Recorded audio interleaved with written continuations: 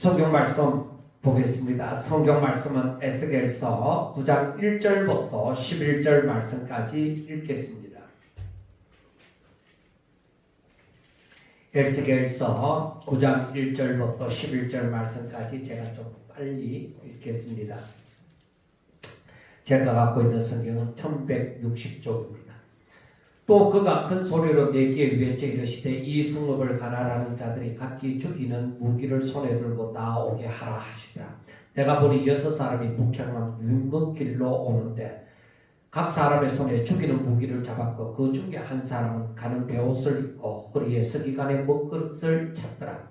그들이 들어와서 놋제단 곁에 서더라. 그룹에 머물러 있던 이스라엘 하나님의 영광이 성전 문지방에 이르더니 여호와께서 그 가는 베옷을 입고 서기관의 먹그릇을 찬 사람을 불러 여호와께서 이르시되 너는 예루살렘 성읍 중에 순행하여 그 가운데서 행하는 모든 가증한 일로 말미암아 탄식하며 우는 자의 이마에 표를 그리라 하시고 그들에 대하여 내게 이르시되 너희는 그를 따라 성읍 중에 다니며 불쌍히 여기지 말며 긍휼을 베풀지 말고 쳐서 늙은 자와 젊은 자와 처녀와 어린이와 여자를 다 죽이되 이마에 표 있는 자에게는 가까이 하지 말라. 내 성소에서 시작할지니라 하시매 그들이 성전 앞에 있는 늙은 자들로부터 시작하더라. 그가 또 그들에게 이르시되 너희는 성전을 더럽혀 시체로 모든 뜰에 채우라. 너희는 나가라 하시매 그들이 나가서 성읍 중에서 치더라.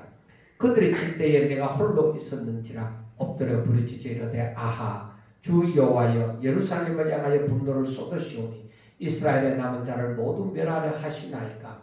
그가 내게 이르시되 이스라엘과 유다 족속의 죄악이 심히 중하여 그 땅에 피가 가득하며 그 성읍에 불법이 찬나니 이는 그들이 이르기를 여호와께서 이 땅을 버리셨으며 여호와께서 보지 아니하신다 함이라. 그러므로 내가 그들을 불쌍히 여기지 아니하며 긍휼을 베풀지 아니하고 그들의 행위대로 그들의 머리에 갚으리라 하시더라. 보라 가는 베옷을 입고 허리에 먹그릇을 찬 사람이 복명하여 이르되 주께서 내게 명령하신 대로 내가 준행하였나이다 하더라. 아멘.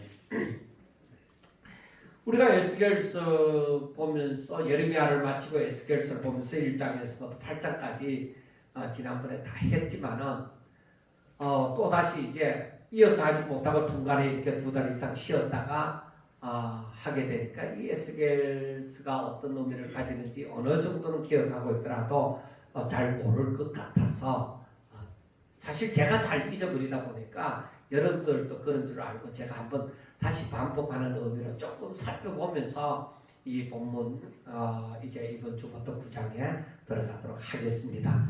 에스겔은 원래 젊은 그 소년 시절에 유다 나라의 요야긴이 치리할 당시에 그때에 바벨론이 2차 침공을 예루살렘을 2차 침공할 때 그때의 요야긴 왕하고 함께 바벨론으로 붙잡혀간 청년이었습니다.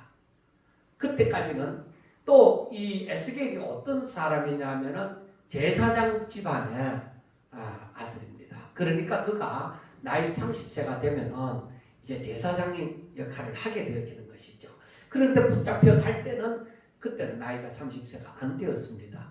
그래서 이제 이 에스겔이 바벨론에 붙잡혀 가서 거기에서 이제 이 에스겔은 거기에 잡혀간 지 5년이 되는 해에 그때에 소명을 받아서 22년간 예언 사역을 했습니다. 그러니까 에스겔이 바벨론에 붙잡혀 갔을 때 그때의 유다의 그 선지자가 누구냐면은 예레미야 선지자입니다. 예레미야 선지자가 한창 활동하고 있을 때에 이제 에스겔은 그때 붙잡혀 지 5년 후에 이제 선지자로서 부름을 받는 것이죠. 제사장인데 하나님께서 선지자로 또 불러서 쓰시는 것입니다. 그러니까 에스겔이 포로로 붙잡혀간 지 5년이 되었을 때에 부름을 받았는데 그런데 이것은 유다가 멸망하기 7년 전입니다. 유다가 멸망하기 7년 전에 그때부터 이제 에스겔의 사역이 시작되어져서 이제 유다가 멸망한 후 15년 동안 또 계속적으로 사역을 했습니다.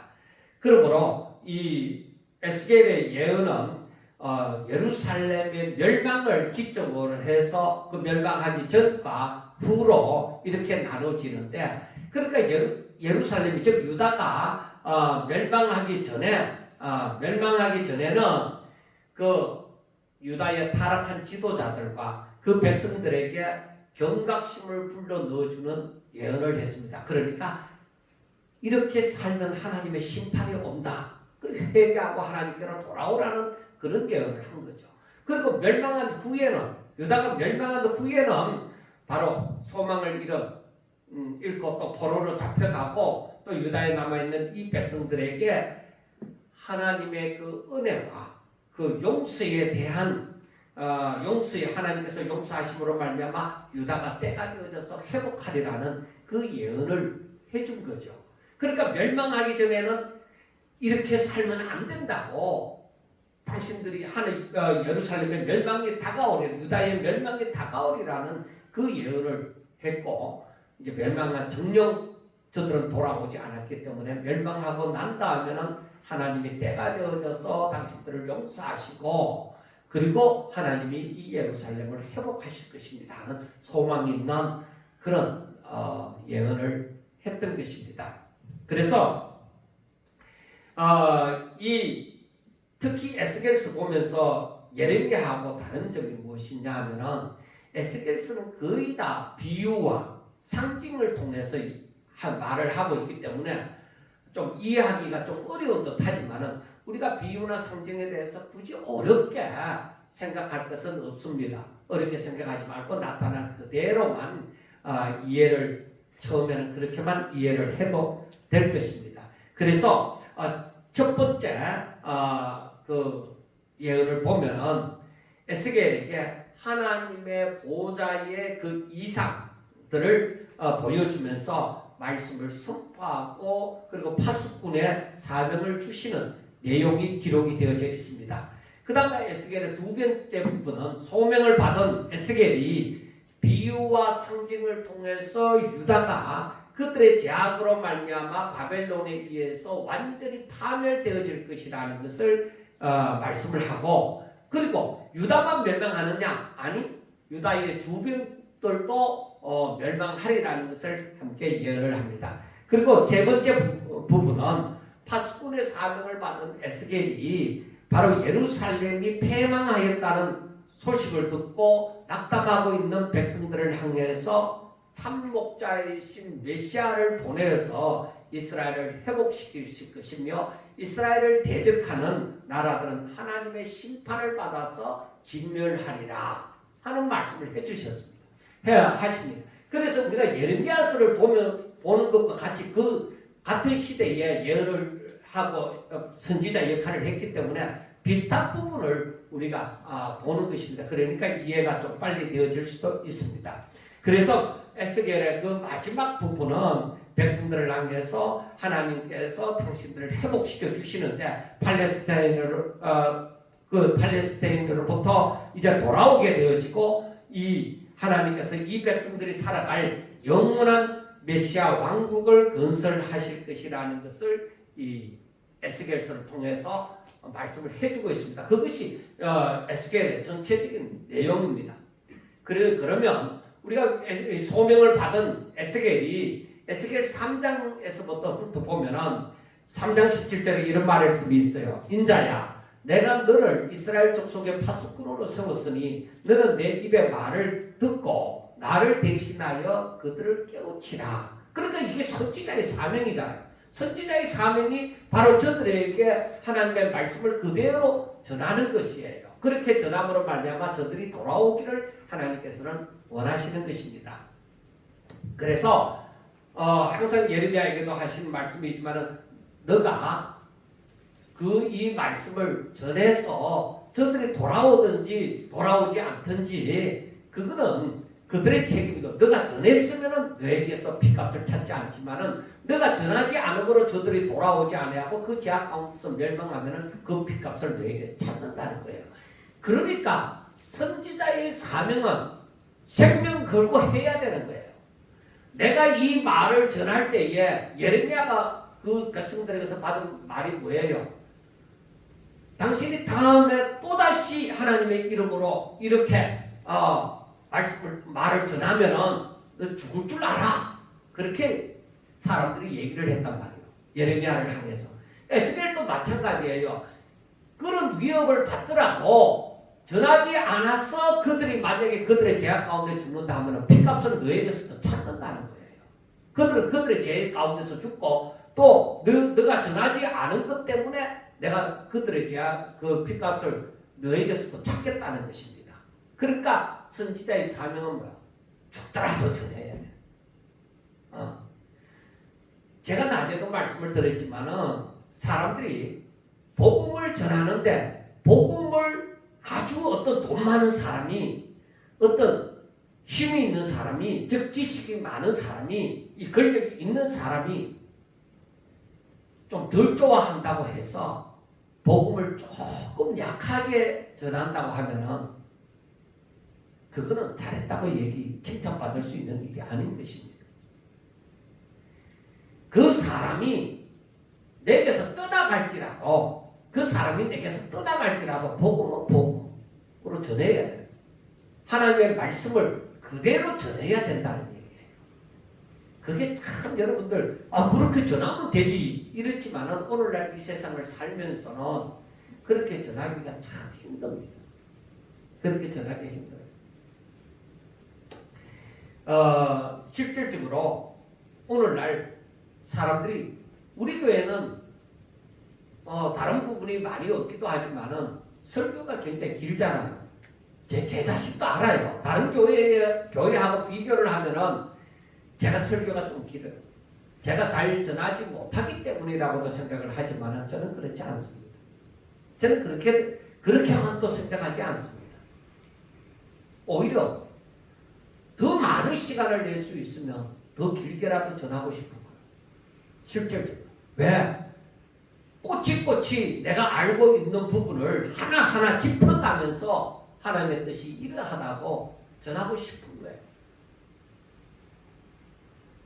그런데 제가 허신예배를 청년은 우리 교회를 비워놓고 가려고 해도 또 문제가 있으니까 그래서 제가 안 가는 부분도 있지만 사람들이 저를 잘 청하지도 않습니다. 왜? 그 교회 가면은 이것이 마지막인지 어떻게 아느냐? 이 사람들에게 전하는 것이 이 시간이 마지막인 줄 어떻게 아느냐 해서 저는 그냥 적어도 우리 교회처럼 50분, 60분씩 때로는 더 많이도 그렇게 전하는 거예요.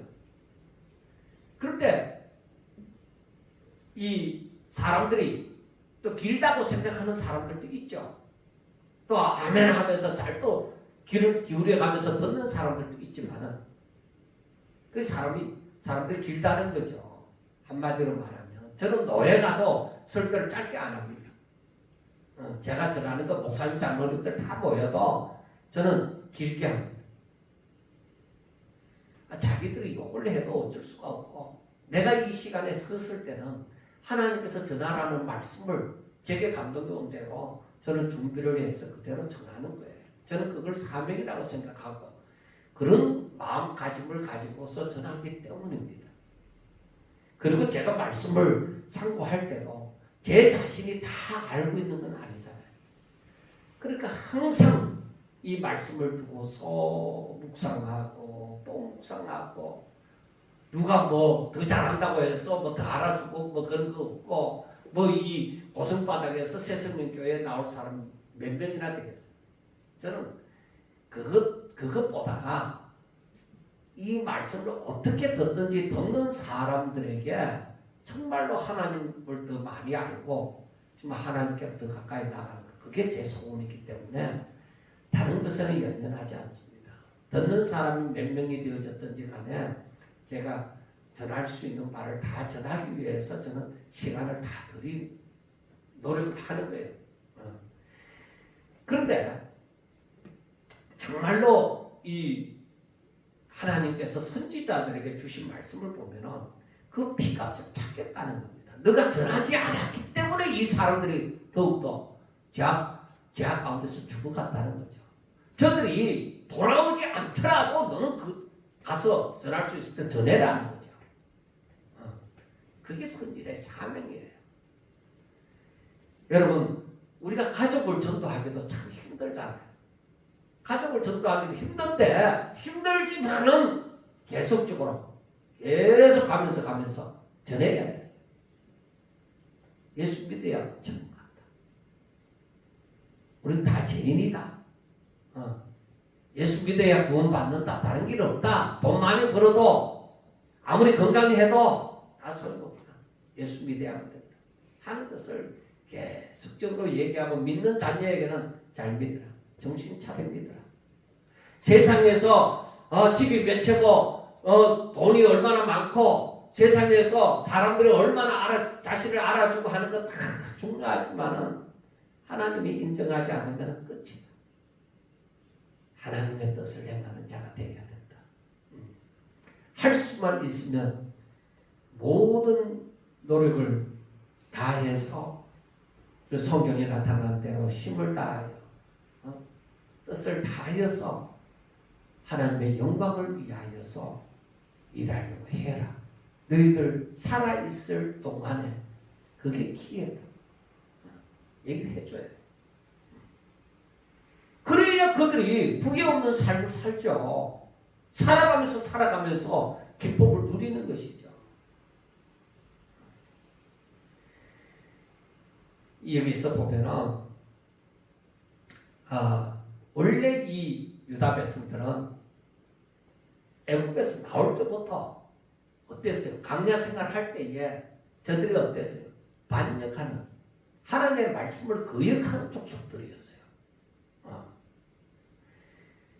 하나님의 말씀을 듣지 않을 거지만은 너는 이들에게 말씀이 하나님의 말씀이 이러하다 하고 얘기를 해줘야 된다.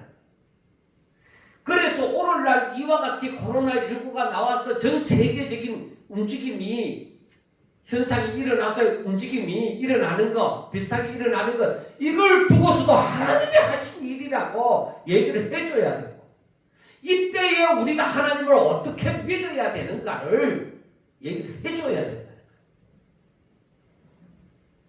정말로 내가 하나님의 뜻대로 살지 않을 때에 두려워서 떨림이 있을 정도로 전해줘야 된다. 그러면은 우리가 분명히 알아야 되는 거예요. 제가 오늘 낮에도 말씀을 들을 때 두 부류로 나눠진다고 했잖아요. 그렇게 전할 때 들을 자는 듣고 듣기 싫은 자는 듣지 않을 것이라는 거예요. 그게 에스겔서 3장 내용이에요. 그게 이미 하나님은 다 아시고 계시니까 에스겔에게 얘기를 한 거예요. 그러나 너는 전해라. 그러나 너는 전해라는 거예요. 자, 악한 유다 백성들이 하나님의 징계를 받아서 이제 멸망을 당하고 고통을 받을 것을 이 에스겔 4장에서 얘기를 합니다. 앞으로 이 예루살렘은 멸망을 당하고 고통을 받을 것이다. 그래서 세 가지 비유를 통해서 예언을 하고 있는데, 먼저는 전쟁이 일어날 것이다. 이게 전쟁이. 그래서 너는 토판을 가져다가 예루살렘을 그리라. 예루살렘을 그리고 흙으로 언덕을 쌓고 철판을 가져다가 철벽을 쌓고 그리고 성을 포위하는 것처럼 에워싸도록 그렇게 하라는 거예요. 그게 징조가 됩니다. 그와 같이 된다는 거예요. 그래서 이제 전쟁이 일어날 것을 얘기를 하고 이제 그 대적들이 와서 그렇게 예루살렘 포위를 하는 그런 때가 온다는 거예요. 그 다음에 포로가 되어질 것이다. 이 백성들이 포로가 될 것이라는 증거로서 어떤 것을 나타내 줬느냐 하면은 밧줄로 내가 너를 밧줄로 동일 것이다. 그래서 왼쪽으로 390일, 오른쪽으로 40일 동안 누워 있을 것이다. 그렇게 얘기를 해요. 그래서 이제 에스겔이 줄로 묶여 이제 그동안 그 날 동안 묶여 있게 되는데 바로 이것은 이스라엘과 유다의 재앙을 담당하여 포로로 잡혀 있는 기간을 얘기를 하는 거예요. 그리고 그 다음에 또 어떤 일이 일어나느냐? 기근이 일어난다. 이 땅에 예루살렘은 원래 가나안 땅은 기름진 땅이잖아요. 그런데 이 땅에 기근이 일어난다는 거예요. 그래 누워 있는 날수와 같은 날수 동안 곡식을 먹되 적은 양을 일정한, 그러니까 아주 소량으로 네가 식사를 해라. 그래서 또 너가 그 사장에 보면은 어떤 말씀이 있느냐면은 15절에 여호와께서 내게 이르시되 보라 새 똥으로 인분을 대신하기를 허락하노니 너는 그것으로 떡을 구울지니라. 그러니까 더러운 것으로 너는 떡을 구워서 먹는다는 거예요. 부정한 것이 들어온다는 거예요. 그러니까 고의적으로 하나님께서 고의적으로 에스겔에게 그렇게 더러운 그 부정한 그 음식을 먹게 만드는 거예요. 그런데 4장 말씀을 읽어보면은 그것조차도 부족하다는 거예요. 그것도 충분히 먹는 것이 아니라 그것도 부족해서 기근이 심하게 닥쳐서 사람들이 배고파서 정말 이 자식을 잡아먹는 그런 일들이 일어나리라는 것이죠. 그런데 그 이유가 무엇이냐? 왜 그렇게 되느냐? 이 이스라엘 백성들, 즉 유다 백성들이 하나님을 의뢰하지 않고 내 배를 위해서 살아가는 거다. 그래 그 말은 내 욕심을 위해서 너희들이 하나님을 의지하는 삶을 사는 것이 아니라 내 욕심을 위해서 살아간다는 거예요. 그런데 우리가 아직까지 선지서를 보면서도 다 알았지만은 이 사람이 이 하나님의 아브라함의 후손이 하나님의 백성이라고 말하는 사람들이 욕심을 부릴 때에 백성들만 욕심을 부렸느냐? 아니에요. 왕도 욕심을 부리고 제사장도 욕심을 부리고 선지자도 거짓 선지자라서 욕심을 부리고 백성들도 욕심을 부리고 다 하나같이 더럽혀지는 거예요.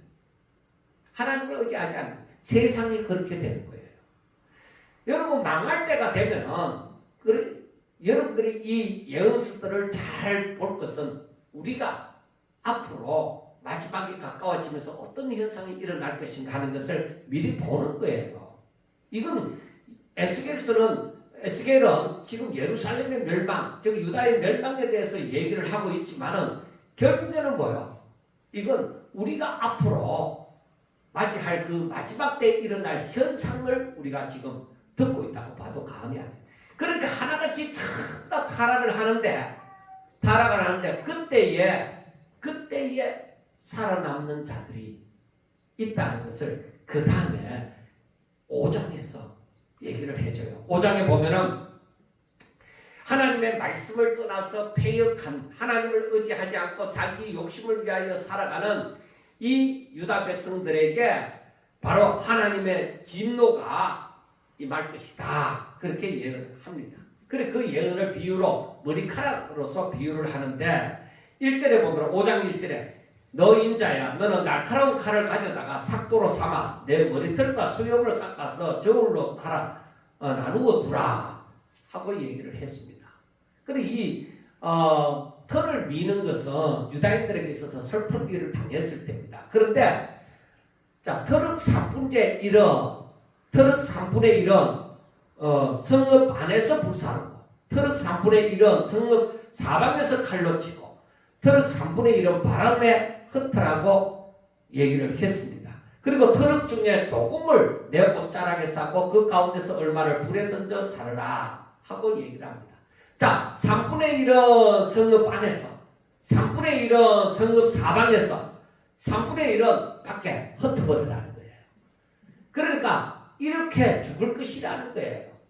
이렇게 성읍 안에서 죽고 성읍 주변에서 죽고 저 포로로 잡혀가가 죽고 그렇게 하는 거예요. 자, 그런데 말씀해 보면은 터럭 중에 조금은 내 옷자락에 싸서 두라는 것입니다. 그리고 얼마는 그 싸서 두었는데 얼마는 불에 사르라 하고 얘기하는 거예요. 그 말은 무슨 말씀이냐? 다 그렇게 해서 다 죽어버리는데 하나님께서 남겨두신 자들이 있다는 거죠. 유다에 예루살렘에 남겨두는 자들이 조금 있는데 3분의 1도 안 되는 거예요. 3분의 1, 3분의 1, 3분의 1 하고 조금을 남겨둔다는 것은 아주 적은 숫자라는 거죠. 적은 숫자가 예루살렘에 남아있는데 이들 중에도 일부는 불에 사르라 하는 말은 유다에 남아서 하나님의 말씀을 안 듣다가 죽든지, 그래서 적군의 칼에 죽든지, 아니면 이들이 예레미야서를 보면서 알 수 있는 것이 이들이 하나님의 말씀을 안 듣고 남긴 남았지만 애굽에 가서 자기가 살리라고 하나님을 의지하지 않고 애굽에 갔다가 죽게 되든지, 그러니까 조금 남은 이는 중에서 더 조금만 남은 거야. 여러분, 이걸 보더라도 구원받는 자가 이렇게 지금 소돔과 고모라 때도 마찬가지고 노아 시대도 마찬가지고 구원받는 자는 항상 적음을 보게 되죠. 어떤 사람이 구원받았나? 이때 우리가 생각해보지 않을 수가 없어요. 왜 하나님께서는 한 움큼 머리카락 중에서 잘라는 것 중에서 한 움큼 정도 이렇게 따로 떼놓는 것이 아니라 3분의 1, 3분의 1, 3분의 1 그럼 없잖아. 없는데 조금만 남겨두라는 것은 3분의 1이라고 얘기할 것도 없는 아주 적은 머리카락이에요. 그러니까 적은 숫자만 살아남는데 그 가운데도 살아남은 중에서 일부는 하나님의 말씀을 떠나서 자기 멋대로 하다가 죽어버리고 일부 조금만 남는 거예요. 여러분, 구원받는 그 사람들이 성경을 보면서 참 적다는 것을 알아요. 근데 그 사람들이 누구든냐? 살아남는 자로 사람들이 누구든냐. 이번에 9장에서 보면 또 나오게 되어집니다. 자, 그 다음에 5장에 보면은 이 백성들이 하나님의 법, 율례와 규례를 지키지도 않습니다. 행하지도 않습니다. 저들이 하나님의 말씀을, 오늘날로 말하면 하나님의 말씀을 읽지만은 저들이 하나님의 말씀을 읽고 안다고 하더라도 지켜 행하는 사람이 없다. 그래서 계시록 1장 3절 말씀에 이 예언의 말씀을 읽고 듣고 지키는 자가 복이 있도다. 그렇게 얘기하는 거예요. 그래서 야고보서에는 하시는 말씀이 뭐예요? 너 믿음이 어딨느냐? 행함이 없는 믿음은 죽은 거다. 네가 믿음이 있다고 하지만 행함이 하나도 없지 않느냐? 네가 성경을 안다고 하지만은 너에게서 믿음의 행위라고는 보이지 않잖아. 믿음이 있다는 증거가 너의 삶에서 나타난 것이 없다. 그래서 우리는 쏘면 안 돼. 그리고 이 사람들은 하나님의 백성이라고 하지만은 저들의 삶에 우상을 섬기던 거예요. 그래서 그 성경을 보면은 이들이 하나님의 말씀을 안 지키는 것이 이방인보다도 더 못났다. 그러니까 인간적으로 얘기를 하더라도 하나님 안 믿는 사람보다도 더 못됐다 이 말이에요. 그가 더 악하다는 거예요. 하나님 안 믿는 사람보다. 그리고 이 사람들은 모든 미운 물건과 가증한 것으로 성소를 더럽혔기 때문에 하나님께서 긍휼이 없는 벌을 내릴 것이다. 그러니까 하나님께서 교회를 향해서, 즉 하나님을 믿는다고 하는 사람들을 향해서 저들이 쭉정이죠. 믿음이 없잖아요. 하나님의 말씀을 지켜 행하지도 않는 그 쭉정이들을 저들은 믿음이 있다고 얘기하거든. 내가 아브라함의 후손이라고 얘기하고 내가 조상 때부터 내가 이 어릴 때부터 이렇게 하나님의 말씀을 다 지켜왔고 우리는 몇 대째 믿습니다. 그러할지라도 하나님이 보실 때에 열매가 없는 거야. 알맹이가 없다 이 말이야. 쭉정이다 이 말이야. 그래서 하나님께서는 그들을 향해서 벌을 내리시는 거죠. 그래서 하나님께서는 저들을 향해서 긍휼이 없는 심판을 내릴 것이다. 불쌍히 여기지도 않고 긍휼도 없다는 것은 비참하다. 자, 그래서 3분의 1은 전염병으로 죽고 3분의 1은 기근으로 죽고 3분의 1은 칼에 엎드려져 죽을 것이다. 그러니까 전염병과 기근으로 3분의 1이 죽고 3분의 1은 전쟁, 칼에 의해서 죽고 3분의 1은 흩어버린다. 그리고 포로로 잡혀가는 거죠. 그리고 포로로 잡혀가면 그들이 다 살아남느냐? 아니, 하나님의 칼이 따라다닌다. 그리 그 심판은 무섭죠. 그리고 하나님께서 저들을 먹고 살 수 있는 땅, 그 땅이 기름지겠느냐? 아니, 황폐하게, 황무하게 하리라. 그래서 너희들이 하나님을 믿는다고 하지만은 이방인들에게 오히려 모욕거리가 되고 수치가 되고 비방거리가 되고 오히려 너희들이 두려움과 경고가 되며 기근을 더하고 너희들이 의뢰하는 너희들 욕심대로 배불렸던 그 양식을 다 끊어버린다. 그래서 인간이 금과 은을 막 채워나왔는데 그 금과 은도 뭐예요? 다 소용이 없다는 거죠. 저들을 구원하지 못하는 거죠. 그래서 우리 인생이 열심히 살아서 금과 은을 모으고 열심히 살아서 내가 권력을 가졌고 열심히 살아서 내가 건강을 가지고 있는데 내가 망할 때에 아무것도 나를 구원하지 못한다는 것을 우리가 잘 알면서도 그렇게 산다 이 말이에요. 알면서도 그렇게 사는 거예요. 그래서 이 말씀을 가만히 묵상하면서 볼 때에 사람의 욕심이 완전히 사람을 확 뒤집어놓는 로봇처럼 완전히 이건 조금만 생각하는 존재라면 이렇게 살면 안 되겠다는 것을 깨닫지 싶은데 그런데 가만히 내 자신을 돌아보면서 생각해 볼 때 내 자신도 아니라는 걸 알면서도 하더라는 거예요. 그래서 하나님의 말씀을 늘 생각하고 살지 않으면 늘 하나님의 이름으로 살지 않으면 나도 이 사람들과 별 다를 바가 없다 하는 것을 깨닫게 되어지고 정신이 번쩍 드는 거죠. 그래서 에스겔서 6장으로 넘어와 보면 이 유다 백성들이 성전 안에까지 우상을 끄집어 들어요. 그리고 산당을 각 그 높은 산에다가 나무 아래 또 산당을 짓고 제물을 드려서 이들은 하나님을 섬겨야 될 존재가 우상을 섬기기 위하여서 열심을 부리니까 하나님이 진노하시는 것이 마땅하죠. 그래서 하나님께서 진노하실 때에 이 산당은 다 제거될 것이다. 그런데 6장에서도 말씀하시는 것이 남은 자가 있을 것이다 하는 거죠. 6장을 보면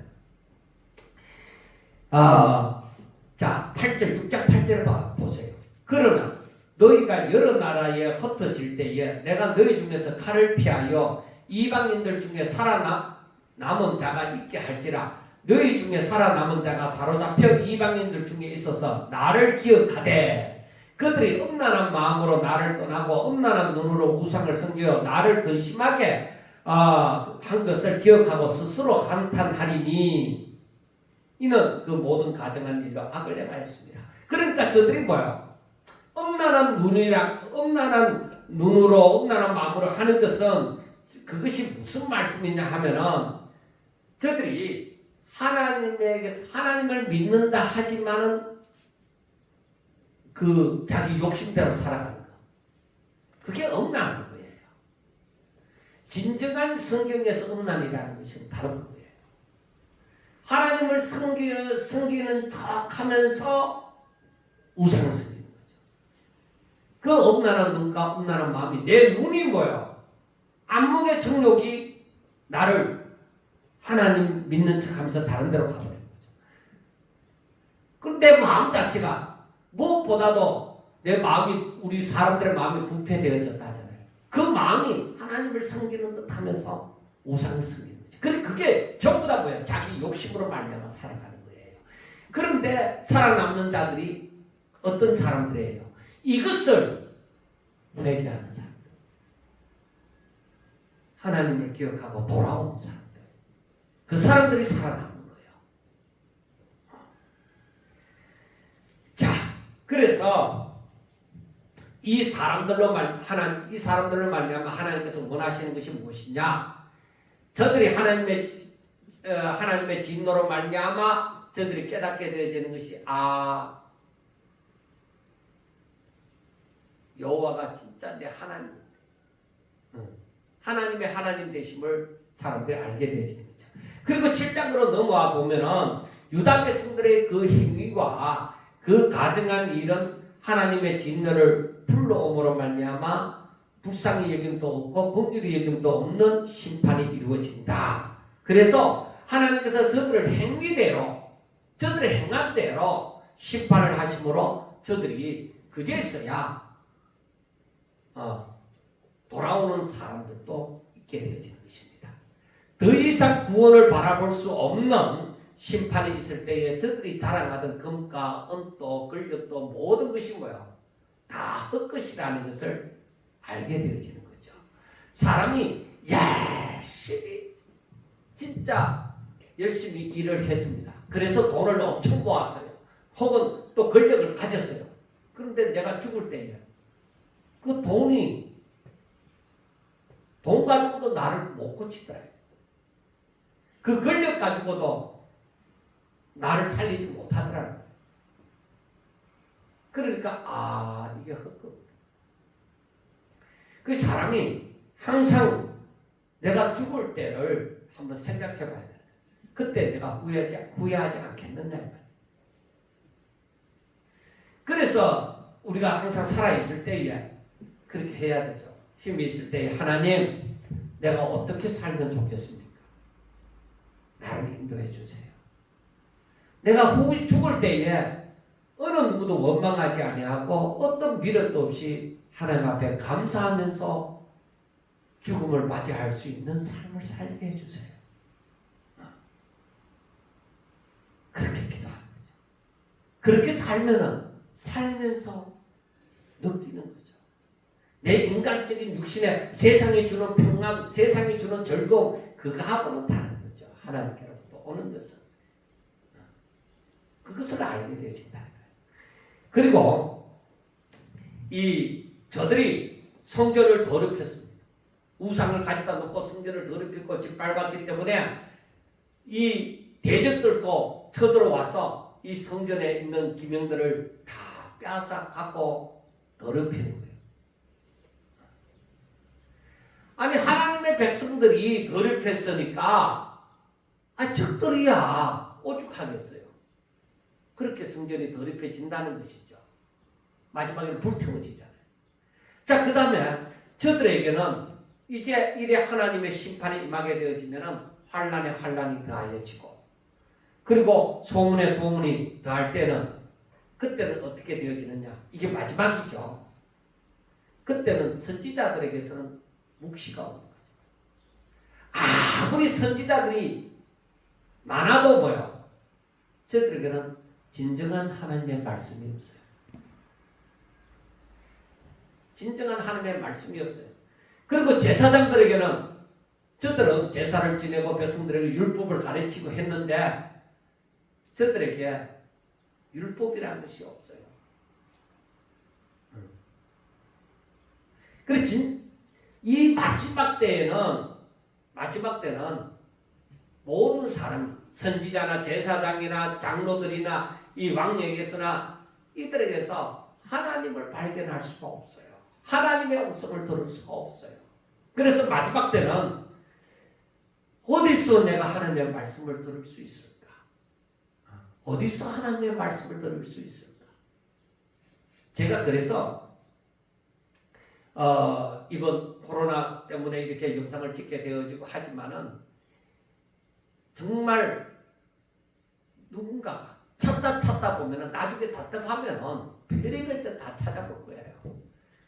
그러다 보면은 또 혹시나 이 말씀을 듣고 또 깨닫는 사람이라도 있을까? 한 영혼이라도 있을까? 그렇게 생각하면서 수고를 하고자 하는 것이죠. 왜?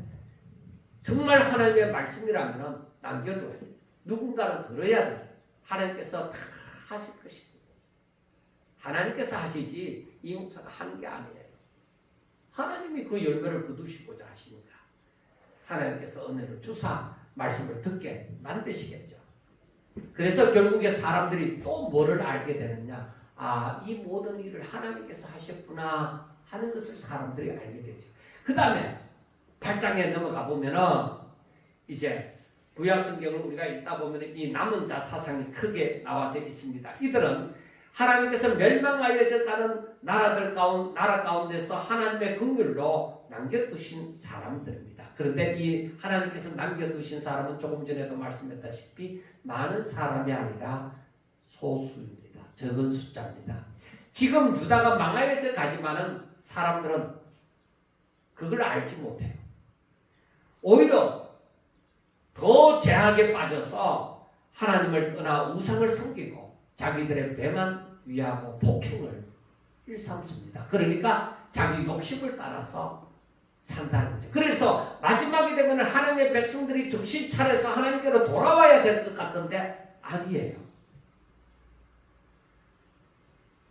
IMF를 닥칠 때나 코로나19 때나 사람들은 더욱더 하나님께로 돌아온다 싶죠.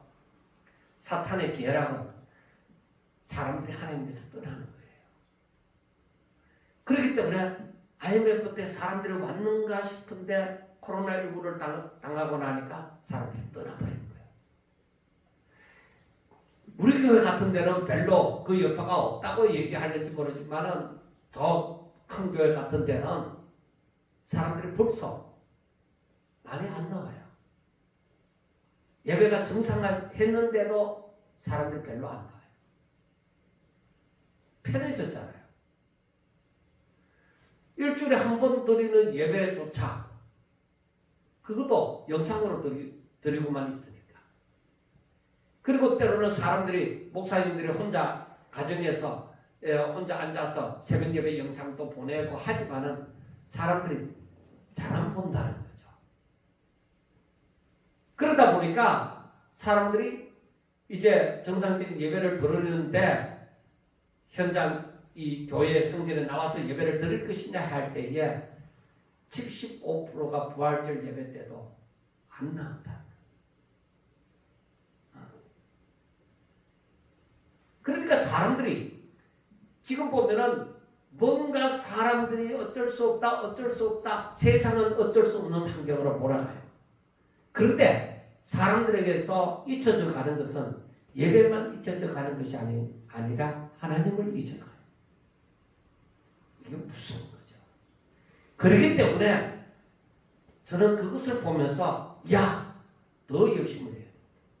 어려움을 당할수록 이 성경을 보면은 어려움을 당할수록 선지자는 더 크게 외쳐야 되고 더 많이 외쳐야 돼.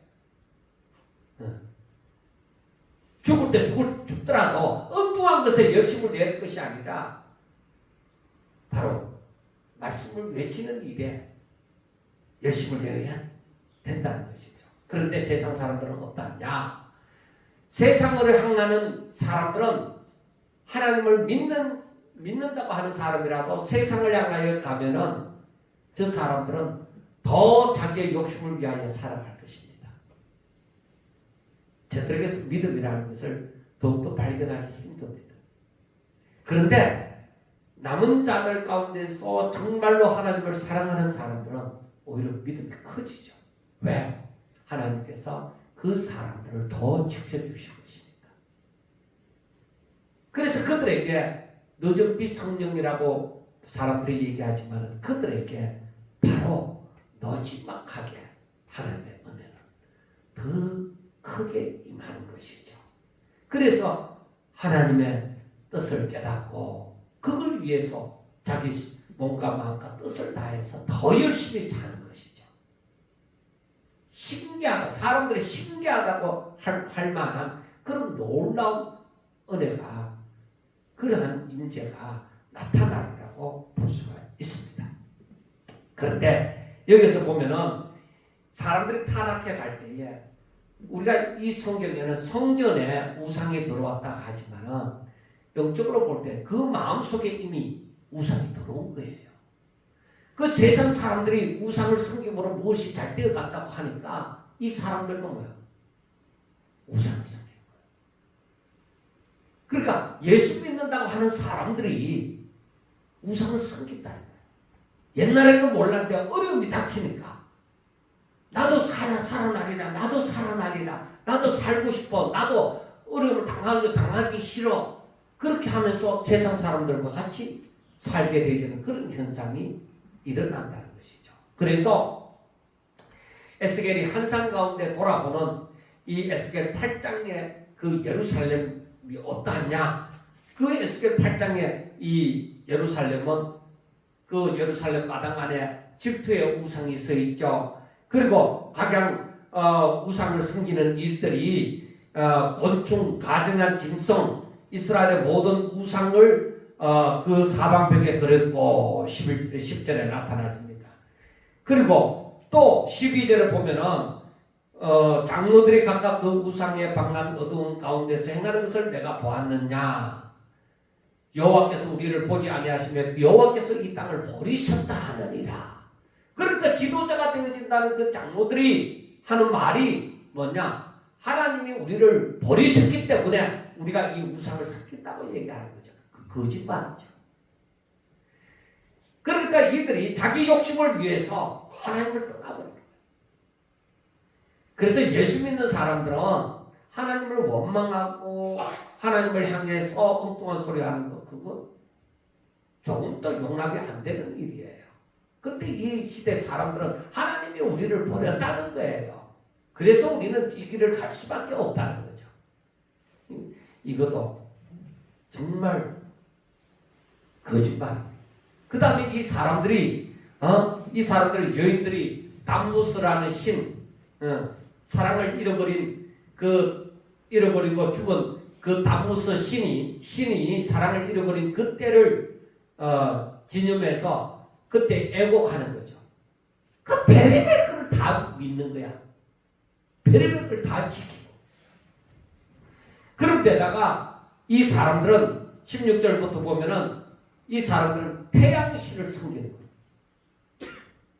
그러니까 세상에서 힘이 있고 세상에서 잘 나간다 하고 유력하다 하는 그러한 것들을 자기 안에 모셔다 들이므로 저들은 결국에 하나님을 잃어버린다는 거예요. 어둠이 자꾸 들어와서 오히려 빛을 감출 정도가 되어져 버리는 거죠.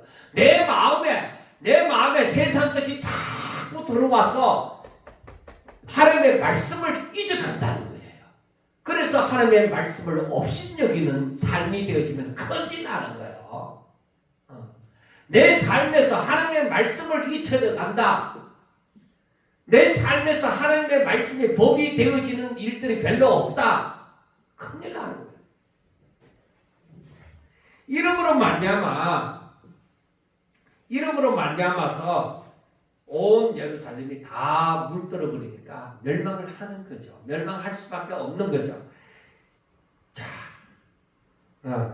이들은 이렇게 해서 하나님 없는 우상을 섬기는 더러운 나라가 되어졌고 더러운 백성들이 되어졌던 거예요.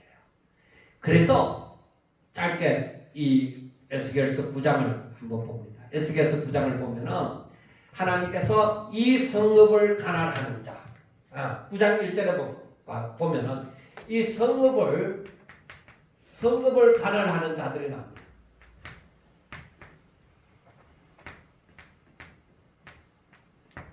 성읍을 가난하는 자들이 있습니다. 이 사람들은 뭐를 갖고 있느냐? 죽이는 무기를 갖고 있어요. 하나님께서 이 사람들 성읍 가난하는 자들을 향해서 너희들이 각각 죽이는 무기를 손에 들고 나오게 하라 했습니다. 그래서 6사람이 북향한 윗문 길로부터 오는데 각 사람의 손에 죽이는 무기를 잡았고 그 중에 한 사람 6사람 가운데 그 중에 한 사람은 특별합니다. 그 중에 한 사람은 어떤 가는 벼옷을 입었습니다. 허리에는 서기관의 먹을 찼습니다.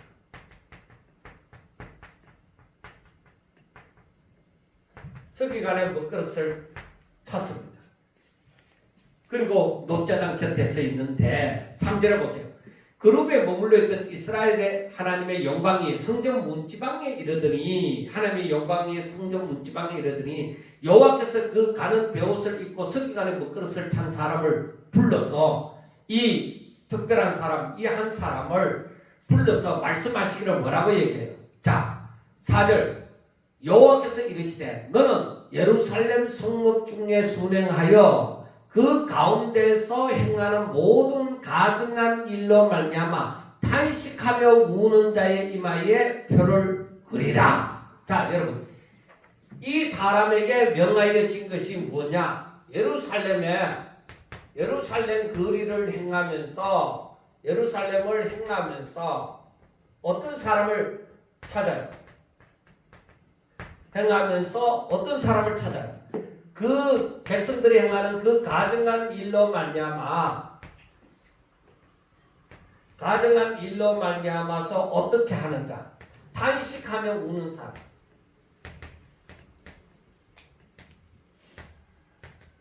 탄식하면서 우는 사람의 이마에 표를 그리라. 이를 쳐라는 거예요. 표시를 구별해라는 거예요. 여러분, 정말로 이 시대가 망하여 가는 것을 보지 못하면은 이렇게 탄식하며 우지 않습니다. 아, 하나님, 때가 다 됐습니다. 그런데 사람들은 이 때를 알지 못하고 자기 배를 위해서 자기 욕심을 채우려고 정말로 하나님을 믿는다고 하면서도 하나님을 믿지 않는 사람들보다도 더 욕심을 따라서 가고 있습니다. 사람들이 하나님을 찾지 않습니다. 하나님 어떻게 해야 됩니까? 하면서 이 사람들이 탄식하며 우는 거예요. 탄식하며 운다는 자체가 뭐예요? 하나님을 기억하는 것이죠. 하나님을 기억하는 거예요. 그래서 그 표를 그리는데 그들에 대하여 내기에 이르시되 즉 서기관의 먹그릇을 찬 사람 말고 다른 사람에 대하여서 말을 하기를 5절 보면은 너희는 그를 따라 성읍 중에 다니며 불쌍히 여기지 말며 긍휼을 베풀지 말고 쳐서 늙은 자와 젊은 자와 처녀와 여자 어린이와 여자를 다 죽이되 이마에 표 있는 자에게는 가까이 하지 말라. 내 성소에서부터 시작할지니라 하시매 그들의 성전 앞에서 늙은 자들로부터 시작하니라. 자, 여기에서 심판이 이루어지는데 이 첫째, 저들을 불쌍히 여길 것이냐? 아니, 불쌍히 여기지도 말고 긍휼히 여길 것이냐? 아니, 긍휼히 여기지도 말고 너희들은 치는데 모든 사람, 저 늙은 자나 젊은 사람이나 이 모든 사람에게 사람들을 다 죽이되 그러니까 이마에 표가 있는 사람은 죽이지 말라요. 이 사람들은 죽이지 말라는 거예요. 그리고 어디에서부터? 성소에서부터. 왜? 성소는 거룩한 곳이잖아요. 그러니까 하나님의 집에서부터 먼저 시작하라요. 그리고 또 성전 앞에 늙은 자는 누구를 얘기하겠느냐? 장로들을 얘기하는 거예요. 엘더, 영어로 엘더라고 말하는 장로들부터 시작하라는 거예요. 그래서 우리가 이것을 보면은 하나님께서 구원할 자들은 이미 다 따로 구별하신 거예요. 이스라엘 백성들을 애굽에서 이끌어내실 때 이미 구별하셨던 것처럼 이들을 하나님의 심판이 있을 때라도 우리가 정말로 하나님을 온전하게 믿는다면 걱정하지 마라. 왜? 하나님은 그 가운데서 하나님 앞에 회개하고 돌아선 사람을 절대 업신여기지 않고 저들을 기억한다는 거예요. 그리고 9절에 보면은 그가 내게 이르시되 이스라엘과 유다 족속에 재앙이 심히 중하여 그 땅에 피가 가득하며 그 성읍에 불법이 찼나니 이는 그들이 이르기를 여호와께서 이 땅을 버리셨으며 여호와께서 보지 아니하신다. 8장에서도 나오고 항상 나오는 말씀이지만은 하나님을 믿는 사람들이 하나님을 향하여서 원망하는 말이 있는 거야. 하나님이 나를 돌보시지 않았다. 하나님이 내가 고통을 당할 때 하나님은 내 기도를 듣지 않았다고 얘기해요. 결국에 자기 욕심대로 교회를 다녀도 자기 욕심이 안 이루어졌다는 거예요. 그러니까 이 말은 사실 하나님의 뜻에 맞지 않는 것이죠. 그러니까 저들이 거짓말을 한 거죠. 하나님에 대한 거짓말을. 그래서 하나님께서는 저들에게 불쌍히 여기지도 아니하고 긍휼도 없고 그들의 행위대로 내가 갚겠다는 거예요. 그래서 마지막으로 하는 말이 뭐예요? 이 서기관에 이 가든벼옷을 입고 허리에 서기관의 먹그릇을 찬 사람이 복명하여 이르되 주께서 내게 명령하신 대로 내가 준행하였나이다. 그래서 하나님의 사람은 한 사람도 놓치지 않으신다는 것을 우리가 알 수가 있습니다. 그렇습니다. 그 사람이 많지 않습니다. 죽이는 자는 5명이라 하면은 이마에 인치는 자는 한 사람이라 하는 것을 통하여서도 그 숫자가 많지 않다는 것을 알 수가 있습니다. 사랑하는 여러분, 이 말씀을 제가 이제 쭉 9장까지 요약해서 보았잖아요. 이들이 망하는 이유가 뭡니까? 하나님의 말씀을 업신여기고 하나님을 떠나 자기 욕심대로 살았기 때문입니다. 하나님 외에 다른 것을 더 사랑했기 때문입니다. 그래서 예수님의 말씀을 생각해 보면 이러한 것을 보면서 예수님의 말씀하신 것을 생각해 보면 절절히 다 의미가 있는 말이다. 너희들이 나보다 다른 것들을 사랑하면 내게 합당치 않다. 그 말씀입니다. 내 말이 너희 가운데 들어가 있을 곳이 없다. 그러므로 너희들이 나를 죽이려 한다. 너희들이 아브라함의 후손이라 할지라도 내 말을 담지 않으면 나의 대적으로 산다 이것이에요. 그러므로 우리가 오늘날 하나님의 말씀이 성도들에게 살아서 역사하도록 하지 않으면 안 된대.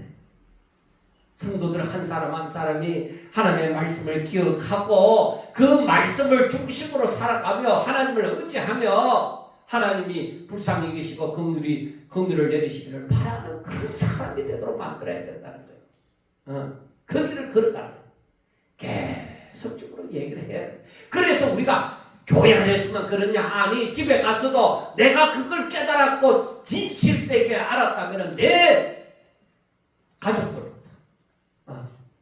내가 말할 수 있는 것이 자녀들이잖아요.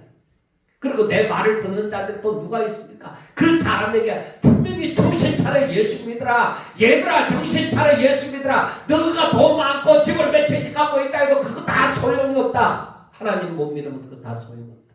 하나님께서 그것을 너에게 주신 것이 무엇 때문인지 아느냐? 때가 가까우니 정신 차리고 예수 믿으라고. 무엇보다도 그 얘기를 해줘야 돼. 절대 그걸 놓치지 않으려고 우리 정말로 이 마지막 때 더 하나님의 말씀을 깨닫고 더 하나님이 어떤 분이신지 알고 하나님과 아주 가까이 하나님께 더 가까이 나가서 하나님과 교제하는 그런 즐거움이 이 마지막 이 어렵다고 하는 이 시기에 그러한 신령한 은혜가 임하여서 하나님이 주시는 즐거움이 넘치시기를 주의 이름으로 축원합니다. 기도드리겠습니다. 하나님 아버지 감사합니다. 하나님께서 저희들 지켜주시고 불쌍히 여겨주시고 긍휼을 베푸시사 저희들에게 하나님의 말씀이 아버지의 생명같이 여겨지게 해주시고 하나님의 말씀을 떠나는 일이 없고 항상 하나님의 말씀을 법으로 여겨서 그 법을 지켜 행하는 자들이 다 되게 하여 주시옵소서. 주의 말씀을 순종할 때 우리 마음에 기쁨이 넘치고 우리에게 새 힘이 솟아날 수 있도록 주여 축복하여 주시옵소서. 아버지여 바로 내가 하나님의 말씀을 순종함으로 말미암아 나와 함께하는 자들도 순종하고 복을 받도록 주여 역사하여 주시옵소서. 예수님 이름으로 감사하며 기도드리옵나이다. 아멘.